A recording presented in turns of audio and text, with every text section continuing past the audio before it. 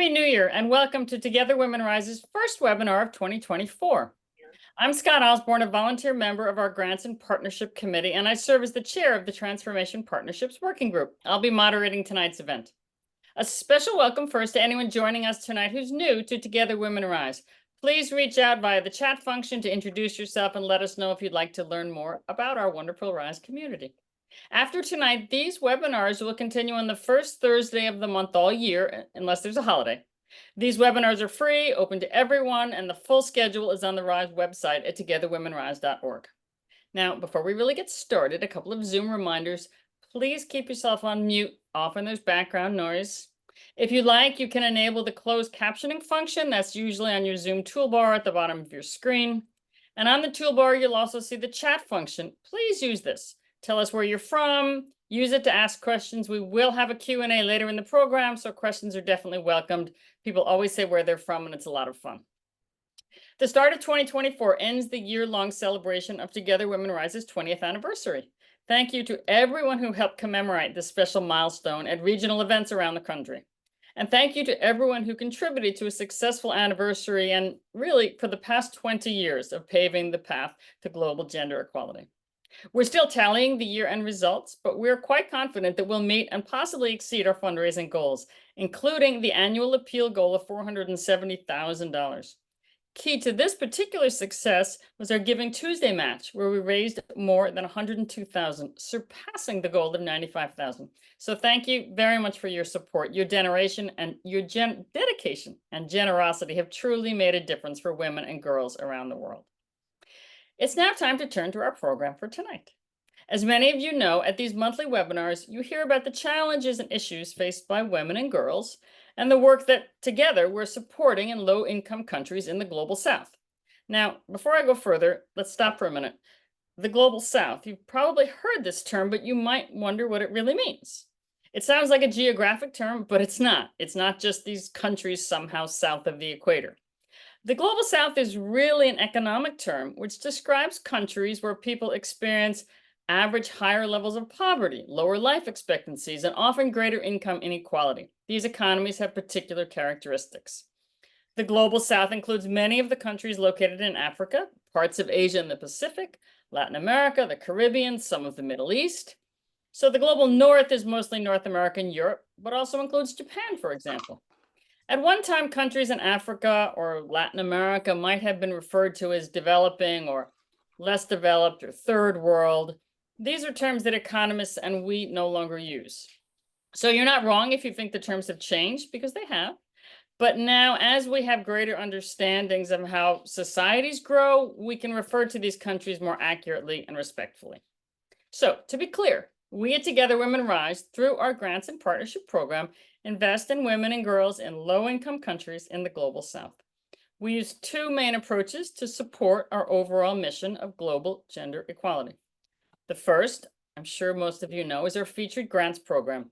These are largely focused on delivering direct services by funding grassroots organizations that empower and support women and girls. And our second approach is our transformation partnerships. These are designed to support organizations which really address the root causes of gender inequality. Both approaches are crucial. We cannot reach gender equality by funding just direct services alone, because the inequality is too deeply rooted in social and cultural norms and beliefs and practices and legal systems. And transformation partnerships are needed to address the systems that hold women back and prevent them from having equal access to these opportunities and resources and decision-making powers. So tonight, I am very delighted that we are highlighting Together Women Rise's Transformation Partnership with an organization called Shared Interest. This is a group that we actually first funded a few years ago with a featured grant. That grant helped women farmers multiply and distribute seeds to increase productivity and increase their own livelihoods. It also helped make women bankable so that they could receive bank loans to help their businesses succeed. Getting access to credit is a theme you'll hear more about tonight. So in late 2022, just about a year ago, we awarded Shared Interest a one-year transformation partnership. This was a planning grant for $39,500 in order for them to conduct data collection in Malawi and really figure out the best way to help women become better part of the financial system. They wanted to understand the economic inequality so they could design interventions that worked. So we were delighted to award them a planning grant to really take the time and invest in this study. So we're pleased to have with us tonight Ann McMichael, Shared Interest Executive Director. She'll be talking more about the program. But first, let's see a short video from Shared Interest, and then we'll come back to this conversation. Wendy?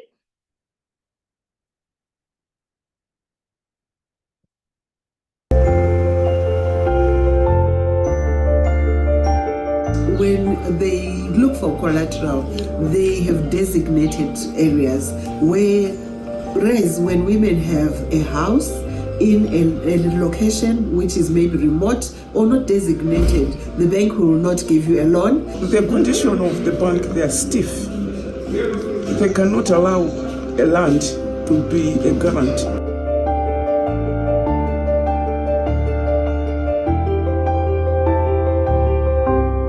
In Malawi, we are providing partial credit guarantees on behalf of Shared Interest to the lenders, working with the local financial institutions so that they can assist borrowers access financing.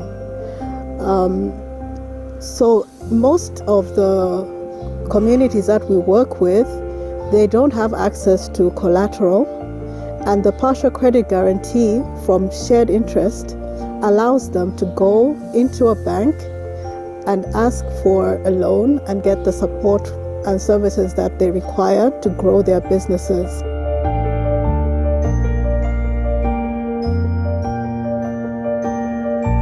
Under the training and the value addition, we believe that they can only participate fully in business if they are trained, if they have got the skills, and if we assist them to add value as well.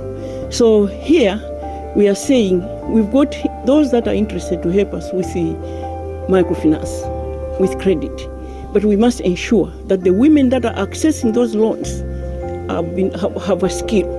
We are trying to expand access to finance for small businesses, particularly those that are Black or women-owned. To mobilize the funds, we work with organizations that are looking to invest in impacting women, first of all. And those organizations in the US, for example, we have the Religious Community Investment Fund. We have another organization called Together Women Rise.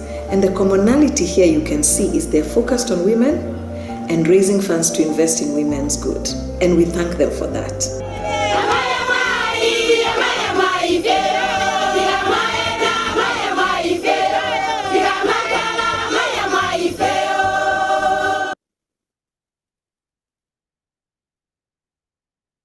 Thank you.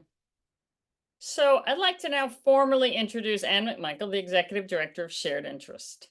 Ann is a global leader and a passionate grassroots advocate for women's health, education, gender equality, and economic empowerment. She's a proud first-generation college graduate from Spelman College, and she holds a master's degree from Northwestern University's Medill School of Journalism. As Executive Director and in partnership with the Shared Interest Board, Ann works to mobilize resources for Southern Africa's economically disenfranchised communities to sustain themselves, but also really to build equitable nations, which is so important. We at the Together Women Rise Transformation Partnership Committee have been talking with Ann now for probably almost 2 years. I'm sorry her staff in Africa can't be with us tonight due to the time difference, but we're really delighted to speak to Ann. So please feel free, all of you listeners, put your questions in the chat. We'll try to answer as many as we can in the Q&A section. So first, Ann, welcome. Welcome, Scott. So good to be here. Thank you. Could you perhaps first tell us a little bit about Shared Interest and its mission, and how should we think about the women involved? Help us understand their lives a little bit. Sure. Well, first, let me congratulate Rise on its 20th anniversary. I hope that it met all of the goals, and it's a real pleasure to be a partner with Together Women Rise. So Shared Interest, we're celebrating our 30th anniversary this year.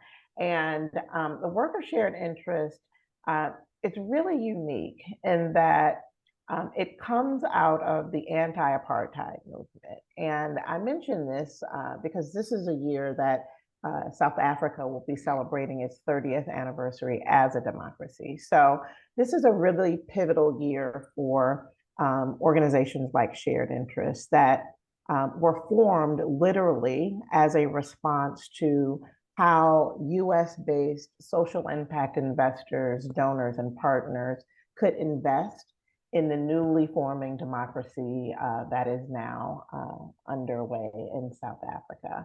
And so the way that Shared Interest is doing its work is by mobilizing social impact investments as well as funds to invest in Black women entrepreneurs and other small and growing businesses that are really, really vital to transforming the economic development potential of the countries that we serve, which now include, in addition to South Africa, which is where so much of our work is taking place, Malawi, which is what we'll be talking about tonight, Eswatini, Zambia, and Mozambique. So now we have a 5-country footprint, and our work is then and now is super laser focused on providing a space for women-owned businesses primarily to grow and thrive, and importantly, for the opportunity to access credit that still remains woefully low for these kinds of businesses to access. So we try to work with both entities, the small and growing businesses, primarily those that are women owned, as well as financial institutions and financial partners, to provide an ecosystem that will allow for greater access to credit, which is really critical to solving for and addressing the underbanking and unbanked crisis that we find ourselves in. To date, our work has provided about $34 million, actually, as of 2022's annual report, $38 million now in loan guarantees that have unlocked $131 million in local capital, ultimately benefiting 2.3 million beneficiaries, primarily, again, those who are women. So we're really excited to be able to partner effectively and impactfully with organizations like Together Women Rise that share our belief that in order to really lift up a society, you have to be lifting up women. It's just absolutely critical. And so the work that we do is very much focused on ways in which we can be making sure that women are financially included in the economic potential of their countries and their communities. I want to come back to the whole loan guarantee and unlocking funds in a minute, but can we just talk a little bit more about the credit? Because I think this is an interesting one. I'll be perfectly honest. Until I lived in West Africa and understood women's roles, sort of, they're all small business women in a way, practically, And growing up in the US, I don't know too many women who thought about credit, except maybe their credit cards or their house mortgage or something. But then I realized that in Africa, that is so much part of the model that women they're selling cola nuts, or they're selling cloth, or they're selling food, and having some sort of small enterprise is so important for them. And that's why the credit, I didn't have that model in my head. Could you tell us a little more about those women? Yeah, I mean, particularly for women of color, credit remains elusive. And so just to deconstruct what credit is, you have to typically, in order to get a standard loan, you have to have some kind of collateral. And in the US, it's a home, it's land, something that the banks require for you to be able to access some kind of loan. When we're talking about women entrepreneurs, particularly those that we are working with, borrowers, 17%, we're talking about Malawi, only 17%, and the research still needs to be undertaken, but about only 17% of land is owned by women. And so when you sort of take that number and you push it up against what banks require, that begins to give you a sense of just how difficult it is for these women who are driving agriculture, who have amazing solutions for agribusiness, for them to access the basic credit that's necessary to grow and scale their businesses. So, if you can just sort of picture in your mind, and obviously in more developed countries like the US, we have our own issues, but it's extremely problematic in countries like Malawi. And it really does feed into the poverty stricken nature of how so many women in particular are living below the poverty line. I just looked just recently, about 70% of Malawians live on less than $2 a day. And so it's really essential that we arm women, particularly women that are driving agribusiness in these countries, arm them with the tools, arm them with the financial knowledge, and also arm them with the support they need to be successful. And I was going to say, I heard you 17% actually have land ownership, but am I not mistaken? I think I've heard between 80% of the agriculture is actually done by women, if I'm not mistaken. So Absolutely. they are the ones working on the land, but they don't own it and therefore can't use it as collateral. Absolutely. Yes, that's exactly it. And that begins to paint a really painful picture of just how economically isolating these women are, and how many ways women's rights are being undermined. But this is where there's some real opportunity to start to break through with some innovative solutions. And I would like to think that shared interest is one of the ways in which we're trying to create a model of success by addressing the need to partner around de-risking the climate for women-owned businesses to grow and to scale, and more importantly, to change behaviors of the bank and to change policies that are so critical to addressing what really is an issue of gender inequality and gender lens financing. So since you mentioned that, let's talk a little bit about the systemic change issue. This planning grant was really to study more deeply how you could work with the banks and the financial institutions to get them to change, right? Not just to help women, which is important, but really to get those systems to change and to understand how to do it better, right? Why don't you tell us a little bit sort of what you looked at through that grant? Yeah, so shared interest has been working in Malawi for a good 10 years now. And most of our work has been focused on ways in which we can provide solutions around access to credit through our guarantee program. But it really is pivotal for us to be looking at the policy environment. And so we were extremely excited when Together Women Rise shared with us that they were launching a transformation grant opportunity, because it was at a point in which shared interest itself was going into some interesting changes in terms of our model. I joined as its latest executive director, taking over from our fearless founder, Donna Katzen.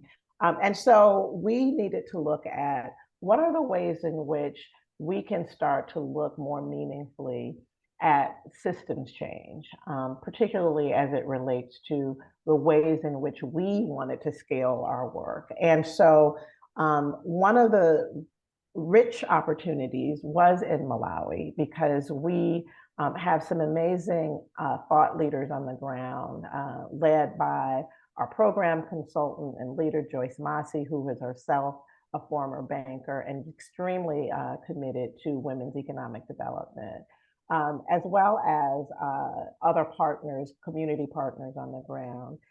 And so what we wanted to test out was this notion of movable collateral registries. And it sounds really kind of wonky. I didn't even know what it was myself, but it essentially is responding to the fact that women do not have traditional forms of collateral like land. And so what are the ways in which the banking system can really meet these kind of borrowers where they are? So the movable is around sort of other forms of collateral that can be used for gaining credit. And so looking at types of collateral like cars or cattle or accounts receivable. All of those are sort of more accessible to a woman-owned business because, especially if you are in the agribusiness sector, you're working with animals, you're working with cattle. And so using those kinds of examples of collateral is what we really wanted to look into. And MCRs, or movable collateral registries, is something that is being used in various parts of Africa, including Ghana and other parts of Africa. And Malawi had started to institute some of this as an intervention. But we wanted to understand where the barriers were. And this is what the grant was allowing us to do. It was allowing us to really understand where this type of intervention was in Malawi, what some of the barriers were, and really gaining insights into ways in which we could be a part of the solution.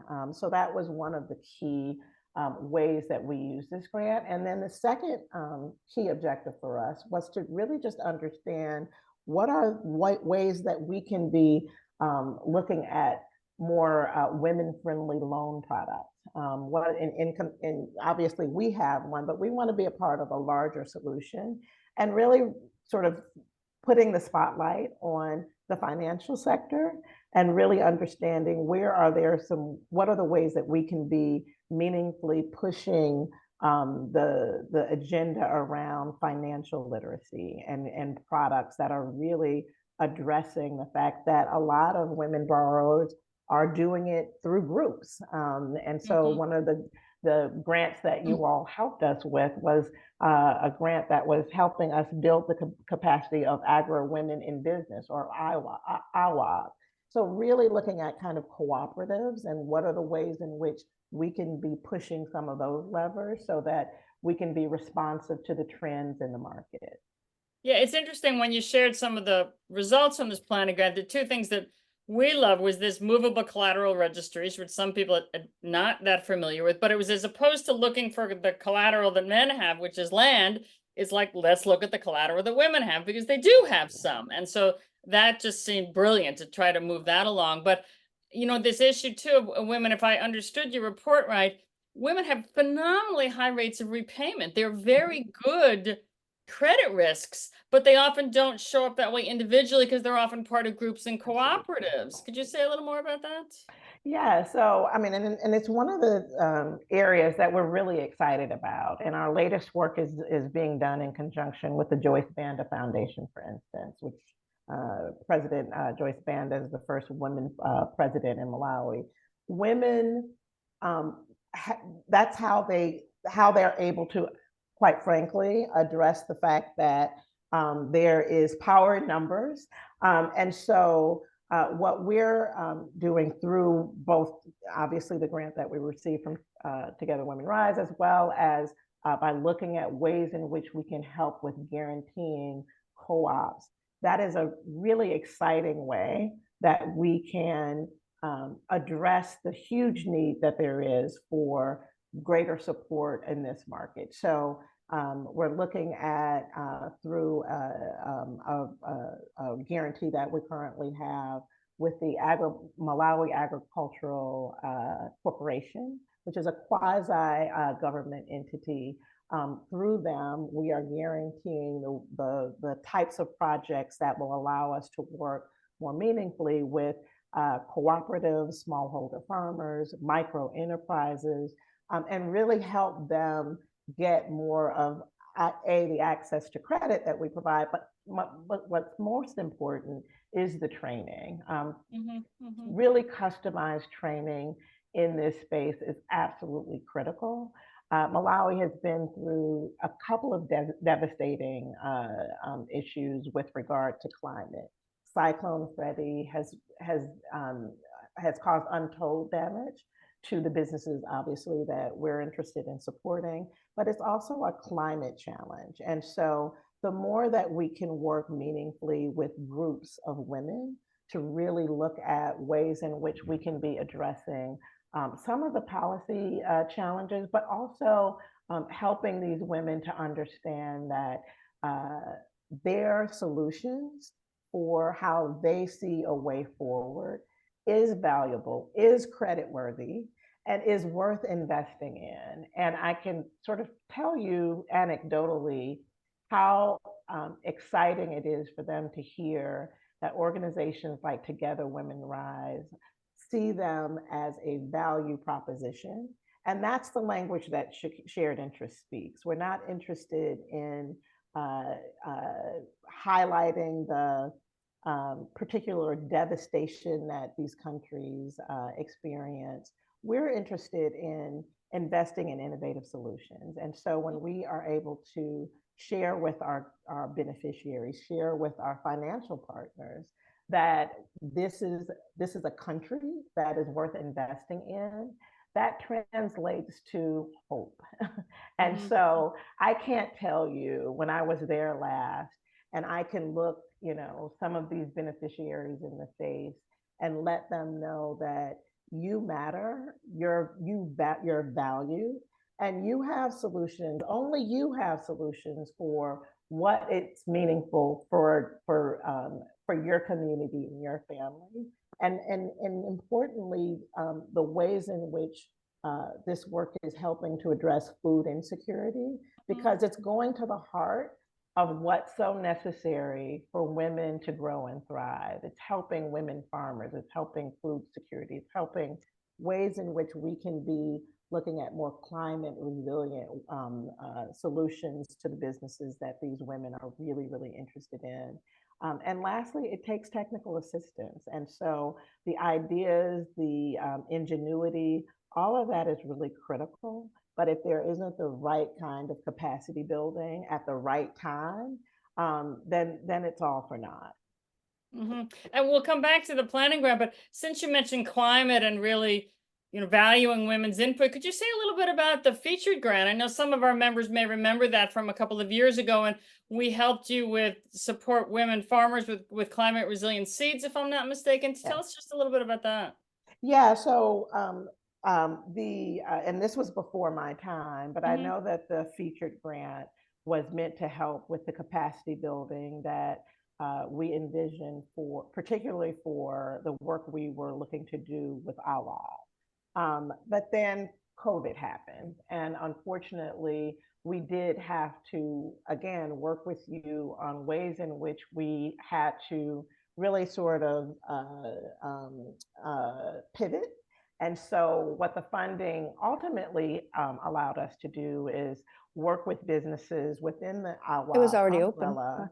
but to also work with other businesses on a COVID recovery plan. And so this funding, or the funding, was really critical in the ways in which we had to look at funding the needs of businesses to keep from shuttering, to keep from going into default, and to again provide really tailored technical assistance that was critical at the time to the COVID-19 recovery efforts that we were able to support in 2020 and 2021. And so just then to go back to the planning grant, and I will talk a little bit about what the next steps are. But I know when many people hear this sort of systemic change and something like changing banking to work for women, they often think that these are just government interventions. So, but there is a role for the nonprofit sector. So tell us just a little bit about, how you and by extension we can help with that. It's not maybe just something that government actors do. Yeah. So what we're excited about is, one of the final deliverables of the planning grant was that we were able to have a convening and really get some very candid feedback from about 30 plus stakeholders. Some of them were small business owners, some of them were in the financial sector, and quite frankly, some were in the government sector. So there was a united acknowledgement that there were some policy interventions that just were not being implemented. In the case of the movable collateral registry, it often comes down to the fact that nobody knows about it, except that, from a very, very high level. So we want to bring this down to the grassroots. We did a really exciting convening where women who owned businesses in the agri sector wanted and was calling for more accountability around, if we have this registry, why is it that we don't know about it? If I have the opportunity to take advantage of this, why is it I should be the perfect candidate or the perfect business that knows about this? Mm-hmm. So now it's more about ways in which we can be driving adoption, because as with any policy, if it sits on a shelf or far too few people or entities know about it, it can't have its stated purpose. So our next steps are to really drive adoption by having some ways in which we're looking to work with the World Bank and entities that are really responsible for some of these development interventions. What are some ways that we can really get this down to the grassroots? The other opportunity for us is to look at climate, because climate is absolutely wreaking havoc on our beneficiaries across our geographic footprint, and really looking at some climate friendly types of policies and products that we can start to look at more meaningfully, so that Malawi can be more climate resilient. And in particular, agribusinesses can be more climate resilient. So looking at products that we can partner with meaningfully with the financial institutions and really work with our beneficiaries on upgrading their systems, their products, and their business practices to really be able to incorporate more climate-friendly business practices inside of their businesses. And we're really excited about what that looks like and where this could take us. And then lastly, in terms of where we're going, our goal is to deploy between $8 to $11 million in guarantees across our geographic footprint.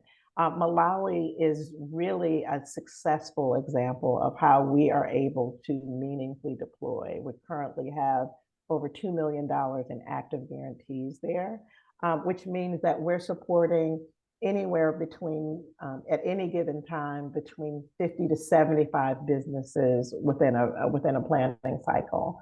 So these are the businesses that would not otherwise have been able to get a banking a loan. It also means that we're providing about $300 to $400 jobs out of these businesses. So it really does have a force multiplier effect when you're able to empower a women-owned business, because within that business is someone who's employing other women or is responsible for engaging other women in an economic enterprise.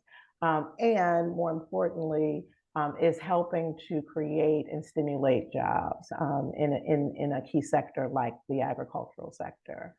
So we really are seeing an important force multiplier effect.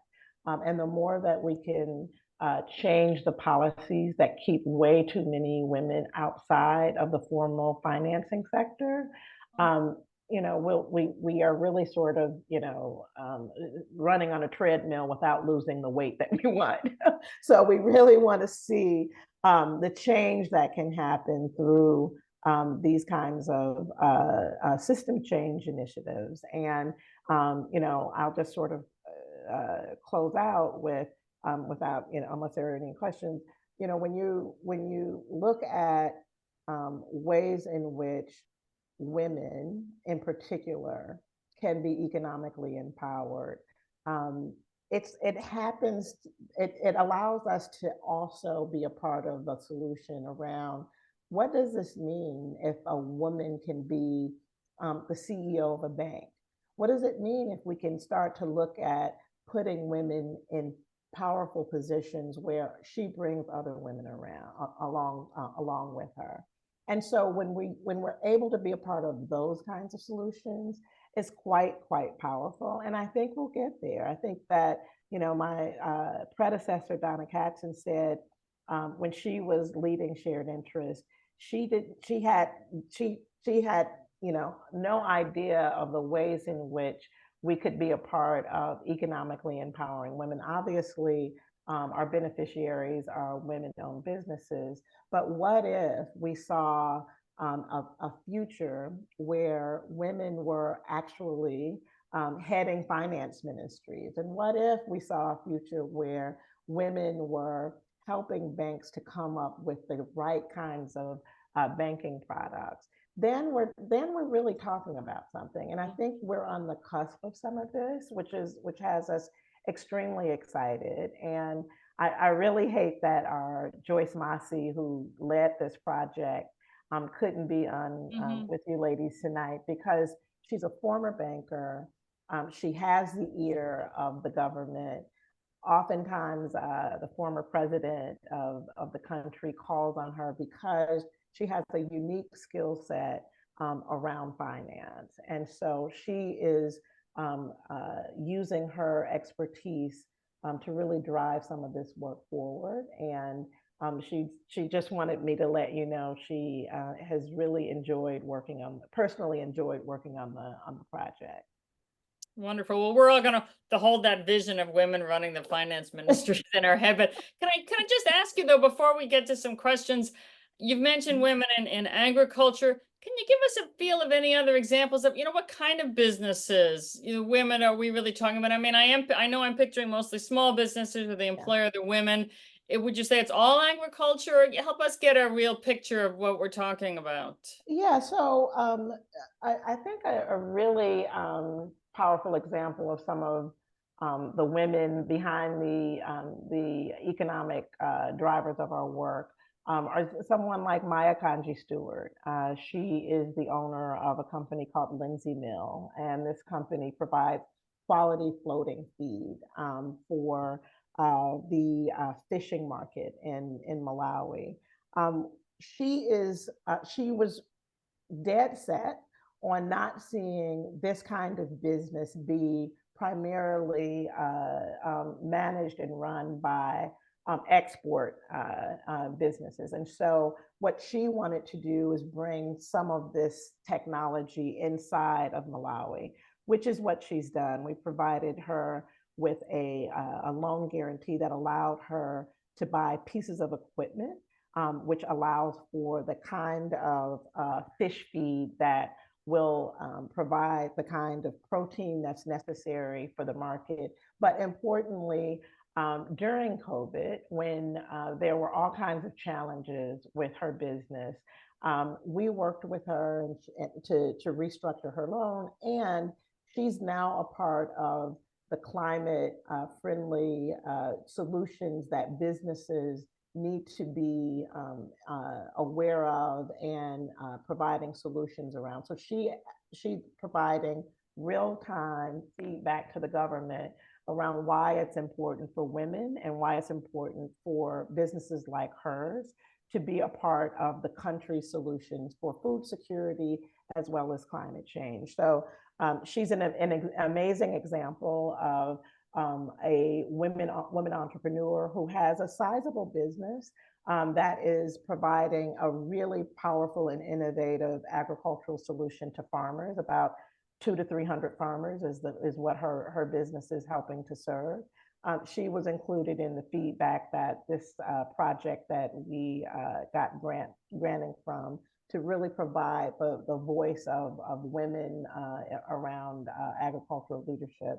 The other types of businesses that are within our umbrella are the businesses that need access to funding to buy pieces of equipment and to really sort of respond to the agricultural needs that their markets require. And so when we work with organizations like the Malawi Agricultural and Industrial Investment Corporation, through them, they are providing 27 to 30 micro enterprises with access to funding that will scale these businesses and really help them to create some 200 to 300 jobs within their networks. The other really important part of this is the village savings and loan model. I think I shared with you, most women don't have their own land and they don't have their own collateral, but when there is the group coming together and really learning from each other, oftentimes mobilizing their resources together, they are a force to be reckoned with when they come to a financial institution and say, we represent 30, 40, 50 farmers, and we have to have access to this kind of capital to ensure that we can continue to work with more women and employ more women in our networks. That is where we see the game change happening, because this is allowing us to really mobilize these kinds of DSLAs when we look to really change policy and to address the kinds of unique women's economic products that are critical for these businesses to thrive. So when we work with the Joyce Banda Foundation, as well as our key banking partner, which is FDH Bank in the country, we're helping to create an environment where more women-owned micro enterprises can be can grow and scale, but more importantly, they can be a voice for their own constituencies, and that's what's exciting. And so we're excited about ways in which we can be telling these stories, because when you meet these really incredibly sharp, savvy, and driven women, it's infectious. And some of their insights were highlighted in the video that you showed. So you heard from some of these women through that video, and they're a mighty force to be reckoned with. And if you tell them no, believe you me, that no will not stand for too long. They figure out a way to get to a yes. And so I want to be a part of their yes, and this is what this partnership, why this partnership has been so important. Thank you, thank you. Perhaps this would be a good time, Wendy, to take some questions. Yes, absolutely. Thanks, Scott. I'm going to try and get through as many of them as I can. I think maybe let's start with, we awarded a $39,500 planning grant. And can you talk a little bit about exactly how that $39,500 was used or how it was spent? Sure. So some of the funding was used to support the time of our program consultants who did a lot of the research work to identify who the key stakeholders would be that would be engaged for the kinds of insights we were looking to garner around where the real barriers were to the systems changes that we were wanting to really take a closer look at. So it was her time. A convening was held right in November, where a lot of these initial insights were shared, and we got further feedback. And then the other funding was on collateral and marketing. So we were able to do the video that you saw, as well as provided some nice informational pieces to the constituents that were part of the project. Okay. Now, as it says right up on your screen, you guys have been around for 30 years. We had several questions about have you been seeing changes in the banks, changes in the financial institutes, with the success that shared interest has had? Are the banks getting more willing to loan to women entrepreneurs?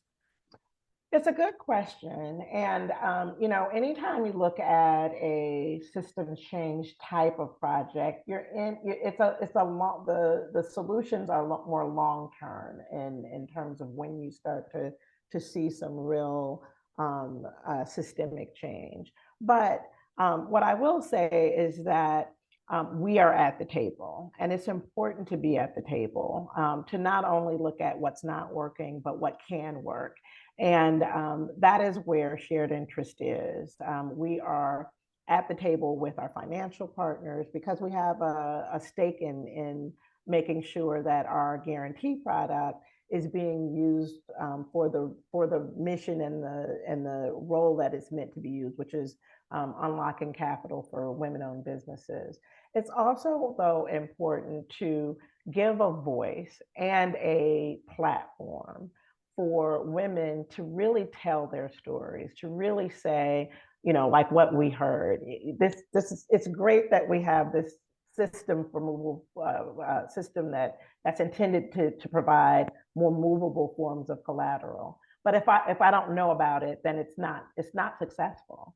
And so if we can give a voice to what's not working, that's an important part of policy change, because we can't have a policy that sits on a shelf. And so that's what this grant has helped us do, is really give a voice to those that should know about a really important policy, but don't. And so really figuring out ways in which we can do more of the targeted education around this opportunity, along with working with financial players, which is what we are doing as well, to create sort of the interim and the long-term goals that are important, that will allow us to really point to ways in which more businesses, more women can be a part of policy solutions. So that is where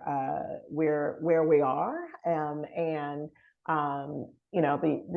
the real important opportunity in my mind is when you go to a country like Malawi that's beset with so many economic challenges, and you have a solution that will allow for an economic pathway to them being able to move out of an economic station. That in and of itself is policy in action. And so the more that we can make businesses aware that you can use that cattle or that car or that set of accounts receivables as a form of collateral to grow and scale your business, as opposed to going to a loan shark, or as opposed to really slowing down the pace in the growth of your business. That means that there's a light bulb moment for that business, and she feels valued because she now knows that what she's doing is a part of the way in which she can help to grow her business by demonstrating the success that she's already been able to attain. And when we can be a part of that solution, that's what's going to be a really powerful way that these kinds of interventions really start to become implemented in very tangible ways. And we're starting to see some of that. So our next step within this year is to start to look at ways in which we can be doing that kind of sensitization and financial education on the one hand with our beneficiaries. And we've already been in touch with financial players in the market, including the banking systems and the development agencies like World Bank, who really want to find out more creative and effective ways to make the registry more aware, make the information about the registry more accessible to the grassroots women-owned businesses in our network. So how do you actually measure the success of shared interests? Well, the measurement for us is in how many women we're empowering. So how many women entrepreneurs we are able to empower with our guarantees, what jobs we've been able to help facilitate in terms of job growth. And then sectorally, we are very laser focused on supporting businesses that are critical to sustainable development. So agriculture is a primary focus of ours, along with financial services or fintech, social enterprises, and businesses that overall help to address gender equality. So just sort of women-owned businesses writ large. So can you sort of describe what does it mean to the family when a woman gets a loan and she's able to expand her business, improve her livelihood, and maybe even pass down that business to their daughters or sons? And along with that, the impact on the family, how do the husbands sort of react to all of this, that when their wives getting credit? Well, you know, it's interesting. When you economically empower a woman, it doesn't mean that the men or men in their lives are losing out. And so what's really exciting and inspiring to see is for example, some of our work involves us helping to support women farmers in growing more sustainable seeds as opposed to tobacco. Unfortunately, tobacco is still the crop that is leading the country's economy. And so when we can train women on looking at other forms of agriculture that are critical to the health and the development of their country, that's huge for us. And so we've been able to convert a lot of women farmers into more sustainable seeds, which is what the featured grant helped us with. So it's when you train the woman on being an economic sustainer of her family, as well as the health of her family, that speaks volumes about ways in which she's helping to not only be a role model for her children, but it also speaks volumes about how women can be really leading in solutions for sustainable health. And so looking at that as the opportunity as well is really critical for us. The other really important factor in our work is we're also about ways in which women should be looking at finance as a potential career choice. And so the more that we can work with women like Joyce Massey, who is leading our work in Malawi, that means that a little girl doesn't necessarily have to see herself inside of the agricultural space. She can see herself inside of the financial space. And so that's what's really, really inspiring about our work as well, is that through the work of shared interest, we're able to work with more African women in economic leadership positions. And that also is really exciting. The more that we can see more women inside of inside of the financial sector, helping to drive some of these really important changes that are critical for other women, that's also exciting.